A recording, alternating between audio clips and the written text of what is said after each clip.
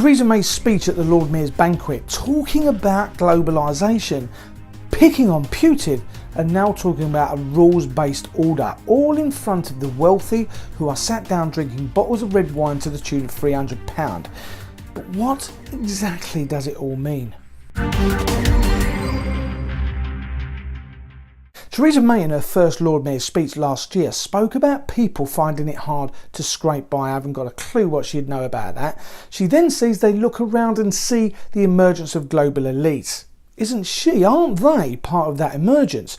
We all know they play by different rules: sexual harassment, paedophilia, and now possibly sentencing a British citizen to a long-suffering jail sentence in a foreign country for a crime that she didn't even commit, but cast aside any feeling they have about that, trying to make amends for the wrong they have said, that he has said, for all of the win of the game, because that's exactly what it is to them, a game.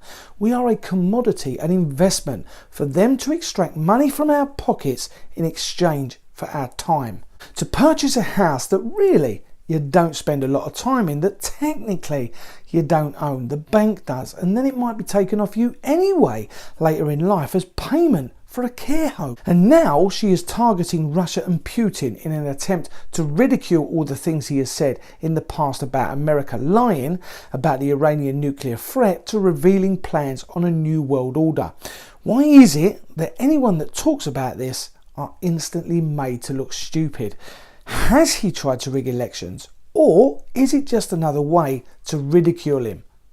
For we meet here at a moment when the international order as we know it, the rules-based system that the United Kingdom helped to pioneer in the aftermath of the Second World War, is in danger of being eroded. A moment when some states are actively destabilising the world order to their own ends, claiming that the rules and standards we have built and the values on which they rest no longer apply.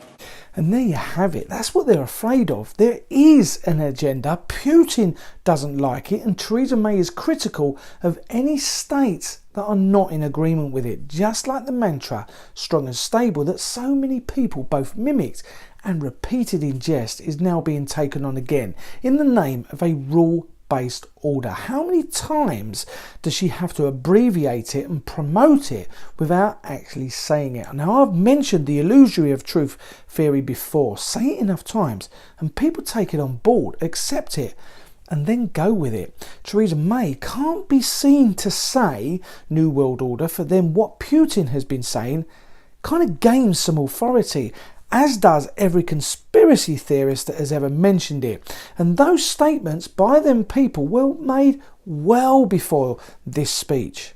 Theresa May knows in this year's speech that she needs saving. She has to win this game. The only people that can help her are the so-called elites. If she promotes them in a positive light, promotes their agenda, she's letting them know she is fully on board. If indeed she wasn't already. You can use posh words and you can dress it up as much as you like, but it's clear what is beginning to happen. What right has this person got to do with telling you how to live your life? I've said many times that the people behind this door don't run the country, but there are people whose faces we don't actually see, and they run the country. But after some thinking, they don't. We, me, you run this country. If we were to down tools right now, everything would come to a grinding halt. How can we get passionate about this?